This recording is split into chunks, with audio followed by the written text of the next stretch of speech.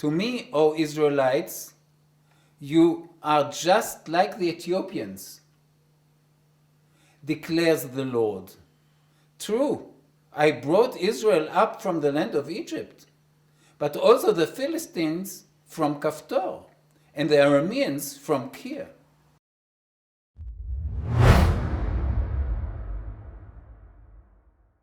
People usually say that the prophets are more universalistic than the Torah. And what I want to point out that the universalism of the prophets, at least of one of them, Amos, is a balance between nationalism and universalism.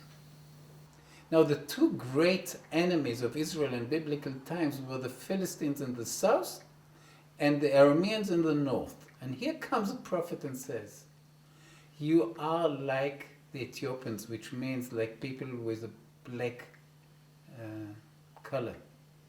For me, God, you are the same. And if you claim that you have a special treatment because on Passover I took you out from Egypt, let me tell you, other peoples have also their Haggadah. I took the Philistines from Crete, from the island of Crete, and I took the Arameans from the land of Kir. Really, I am the God of all people. I care for these millions of Chinese. Believe me, they are my children. This is universalism at its best. Christianity and Islam are universalistic religions, which means that dogmatically speaking, every person is supposed to be a Christian, or every person is supposed to be a Muslim. And if a Jew is not a Muslim, it means that there is a flaw in him. The Jewish religion is a national religion with universalistic aspects, which means the Jews have special obligations which don't apply to non-Jews. And if I want to explain this in very simple terms, I take the blackboard and I write 7, which means the 7 obligations for non-Jews, which according to the Talmud, if a non-Jew, if a Gentile, fulfills these 7 obligations, he has place in paradise. But a Jew, in order to enter paradise, needs to fulfill 613 commandments. So if you write them vis-a-vis 7 against 613, you feel every child who sees these figures, although don't be afraid, we don't fulfill all these 630, many of them are outdated. But what it really means, which naturally include the 7 ones, we are not better people, we are supposed to be closer to God and do His work.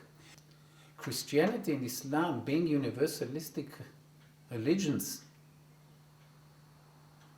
have a problem with tolerance. Because deep down they expect all humanity to adhere to their religion. Now, Judaism is a covenant between God and the Jewish people. Down there below the Mount of Sinai, not the humanity was standing, the Jewish people were standing, the children of Israel. And we make a pact with the Almighty, which means that we are allowed to be tolerant. Because we know that all other nations which haven't been there with us at the foot of the mountain are children of God just as we. So if I see a non-Jew, I see the Pope, I don't regard him as a bad Jew or as a prospective Jew. I'm regarding him as one of the righteous of the nations, who is really obliged to keep only the minimal ethical obligations which we call the 7 ones. But if I see a Jew doesn't keep the commandments, I regard him as a bad Jew, because he is supposed to keep the 613.